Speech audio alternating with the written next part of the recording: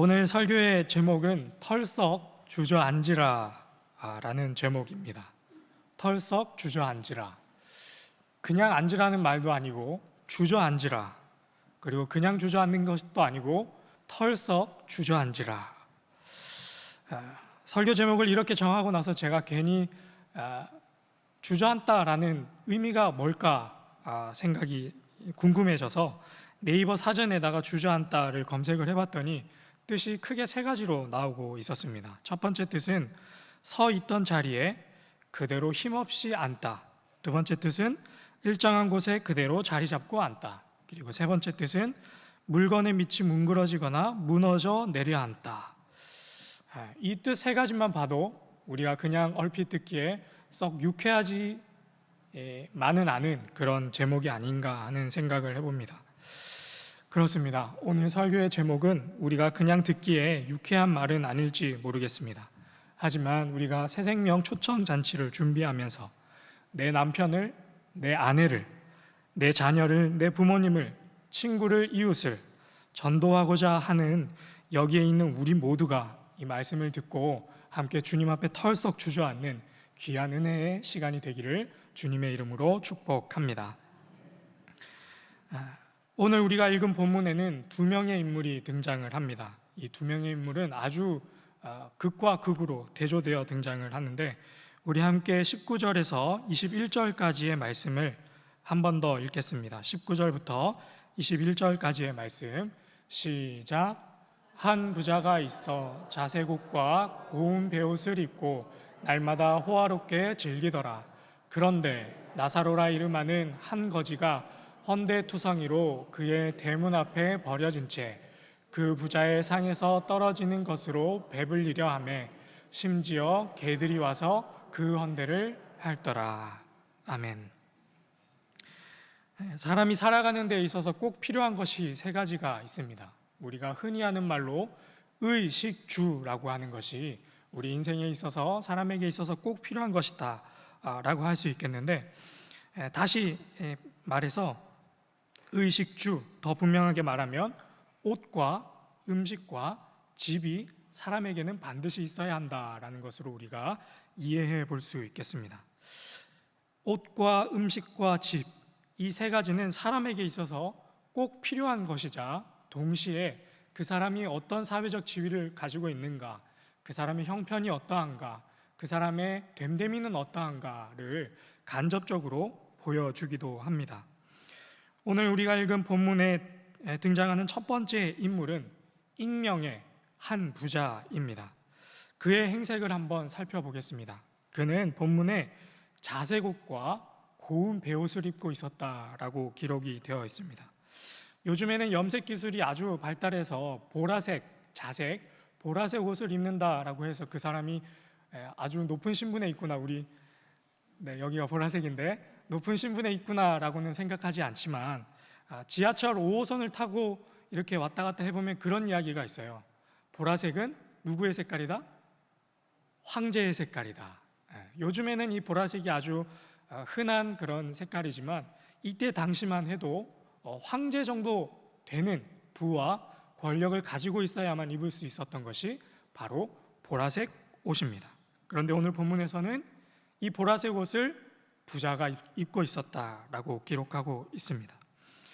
그리고 그의 식생활을 한번 살펴보겠습니다. 19절 끝에 보면 그는 아주 음식을 호화롭게 즐기면서 먹고 있었던 사람이었다라는 것을 우리가 발견할 수 있지요. 얼마나 그가 호화로운 식생활을 했는가 하면 주변에 있는 거지들이 그의 대문 앞에 앉아서 먹을 것을 기다리고 있을 정도로 그는 날마다 호화로운 식생활을 하고 있었습니다. 마지막 그의 집의 됨됨이를 한번 보겠습니다. 본문에는 자세하게 기록이 되어 있지 않지만 그의 집에 대문이 있었다라고 기록이 되어 있지요. 요즘에도 보면 집이 한 두 개, 집에 문이 한 두 개, 세 개 정도 있으면 야, 저 집 진짜 큰 집이네 이렇게 생각을 할 텐데 이때 당시에도 마찬가지입니다. 대문이 있다는 말은 소문도 있었다라고 우리가 추정해 볼 수 있겠지요. 그래서 이 부자의 됨됨이, 의식주를 살펴보면 이 부자는 그 어느 것 하나 부족한 것이 없는, 어떻게 보면 사람으로서 누릴 수 있는 모든 것은 다 누리고 있는 사람이다 부자라고 우리가 생각해 볼 수 있겠습니다. 이 부자가 등장한 뒤에 더불어서 한 사람이 더 등장합니다. 그 사람은 나사로라고 하는 거지입니다. 이 나사로의 행색을 한번 살펴보겠습니다. 이 부자처럼 자색옷과 고운 베옷은커녕 몸을 덮을 만한 누더기도 없어서 개들이 와서 그 상한 데를 핥고 있었다라고 본문은 기록하고 있습니다. 그는 어디서 살고 있었습니까? 정처 없이 살다가 그 부자의 그 대문 앞에서 버려진 채 살고 있었던 사람입니다. 그리고 그는 무엇을 먹었습니까? 그는 부잣집에서 잔치하고 나온, 조금 세게 말하면 음식물 쓰레기를 먹고 있었던 사람입니다.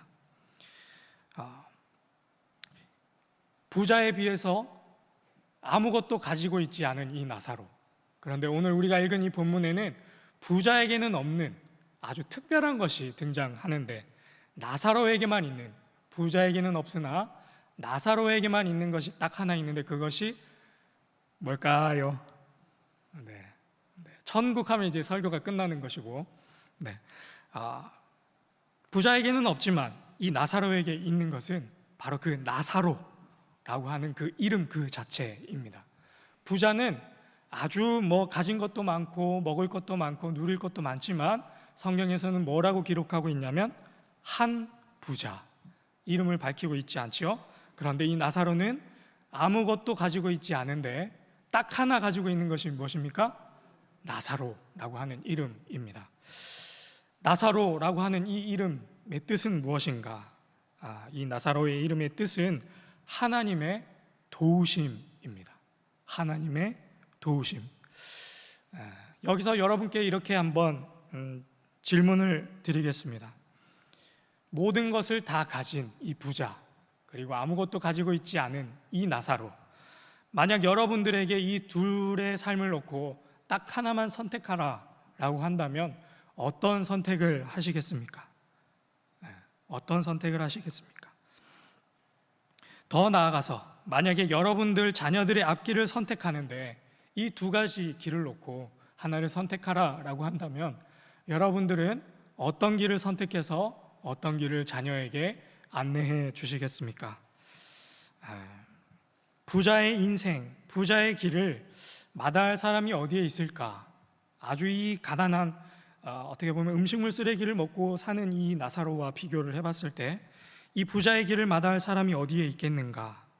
이 세상 살면서 누릴 건 누리면서 사는 것이 아니라 가난하고 비천한 삶을 선택하는 사람이 어디에 있겠는가? 생각을 해보면 아무도 없지 않을까 하는 생각이 듭니다. 그런데 22절과 23절의 말씀을 우리가 읽는다면 우리의 선택이 조금은 달라질지도 모르겠습니다. 우리 본문 22절과 23절의 말씀을 우리 함께 읽겠습니다. 시작. 천사들에게 받들려 아브라함의 품에 들어가고 부자도 죽어 장사되매 그가 음부에서 고통 중에 눈을 들어 멀리 아브라함과 그의 품에 있는 나사로를 보고. 아멘. 반전이 일어납니다. 앞선 질문에서 부자의 길, 부자의 인생을 선택한 사람들이 보면 그 자리에 털썩 주저앉아 버릴 만큼의 놀라운 반전이 기록되어 있습니다. 한 부자도 죽고 한 거지였던 나사로도 죽었습니다. 그리고 단순히 죽은 것으로 끝난 것이 아니라 거지 나사로는 믿음의 조상 아브라함의 품에 안겨서 평안을 누리고 있었고, 이 세상 가운데 모든 것을 다 누리고 있었던 이 한 부자는 이제는 불구덩이 가운데 고통당하며 그저 손가락에서 한 방울 떨어지는 그 물방울을 갈구하는 그런 존재가 되어버린 것이죠. 우리가 너무나도 잘 알고 있는 이 본문은 우리에게 분명히 말하고 있습니다. 우리가 살면서 이 세상을 살아가면서 추구하는 대부분의 것들에는, 우리가 추구하는 그 돈들에는, 우리가 추구하는 그 좋은 옷들에는, 좋은 집에는, 그리고 좋은 그 어떤 것에는 구원이 없다라는 사실입니다. 사랑하는 신일의 성도 여러분, 여러분들은 무엇에 털썩 주저앉으십니까? 내가 산 주식이 갑자기 급락했을 때, 어제 내가 살고 있던 집을 팔았는데 그 집이 그 다음날 갑자기 급등해서 2배, 3배 가격이 뛰었을 때, 자녀들이 학교에서 말썽을 피우고 돌아왔을 때, 직장에서 그토록 바라던 승진이 좌절되었을 때, 열심히 준비한 취업 전선에 실패했을 때, 그럴 때 우리는 종종 털썩 주저앉는 것이 아닌가 하는 생각을 해봅니다. 그런데 오늘 본문은 우리에게 말하고 있습니다.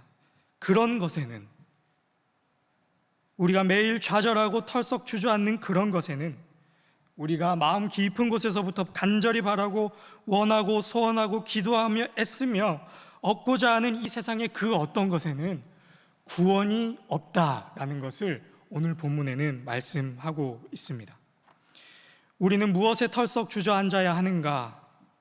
내가 매일 올려드리는 내 기도 제목에 예수가 없음에 털썩 주저앉아야 합니다.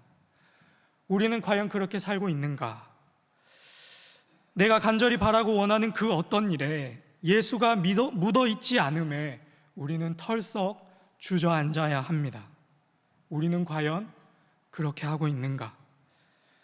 입을 옷이 없어서 주저앉는 것이 아니라 입을 것이 옷장에 가득해서 예수로 덧입지 않은 내 모습을 발견하고 털썩 주저앉아야 합니다.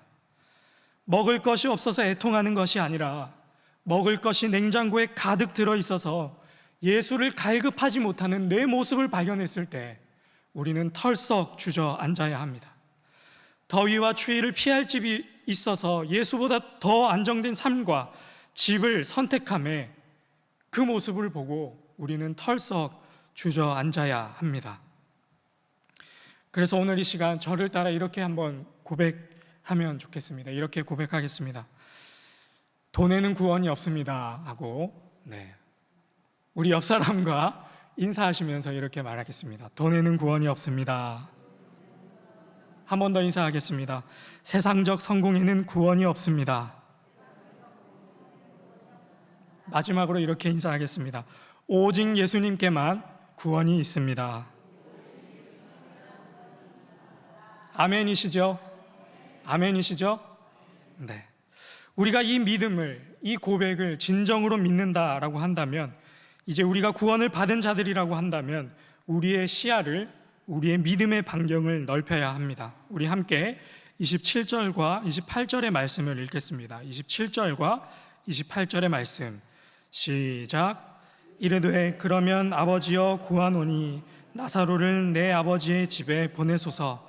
내 형제 5이 있으니 그들에게 증언하게 하여 그들로 이 고통받는 곳에 오지 않게 하소서. 아멘. 돈에는 구원이 없고 옷과 음식과 집에도 구원이 없다라고 고백하는 자들이 해야 할 일이 있습니다. 그것은 바로 이 믿음을, 이 고백을 나 혼자 간직하는 것이 아니라 내 이웃에게, 내 가족에게, 믿지 않는 자들에게 증거하고 전파해야 한다라는 사실입니다. 본문의 부자는 지옥을 경험하고서 깨닫는 바람에 이 간절한 요청이 받아들여지지 않았지만 오늘 여기에 살아있는 우리 모두는 조금 다른 결과를 맞이해야 하겠죠. 저는 설교를 준비하면서 이런 생각을 해봤습니다. 만약에 내가 죽어서 천국에 갔는데 사랑하는 내 아내가 그곳에 없다면, 만약에 내가 죽어서 천국에 갔는데 사랑하는 내 딸이 천국에 없다면, 내가 천국에 갔는데 내 사랑하는 부모님이, 내 누나가, 내 형이, 내 동생이 그 자리에 없다고 한다면 나는 과연 그곳에서 천국의 기쁨을 만끽하며 살 수 있을까 하는 질문입니다. 우리가 예수 안에만 구원이 있다는 사실을 분명히 믿는다라고 한다면 이제는 거기에서 머물러 있는 것이 아니라 믿지 않는 내 남편, 믿지 않는 내 아내, 믿지 않는 내 아들, 내 딸, 내 부모님, 친구들, 이웃들을 바라보면서 그들에게 이 구원의 통로인 예수가 없음을 보고 탄식하며 기도해야만 할 줄로 믿습니다. 우리는 그 자리에 털썩 주저앉아서 하나님 앞에 울며 부르짖어야 합니다. 좋은 옷이 있어도 예수가 없음으로 애통하고, 내 자식에게 좋은 집이 있어도 예수를 믿지 않음으로 애통하고, 내 자녀에게 좋은 배우자가 있어도 예수가 없으므로 통곡하고 털썩 주저앉고 주님 앞에 기도하는 저와 여러분이 되기를 주님의 이름으로 축복합니다. 이 시간 우리 함께 기도하겠습니다.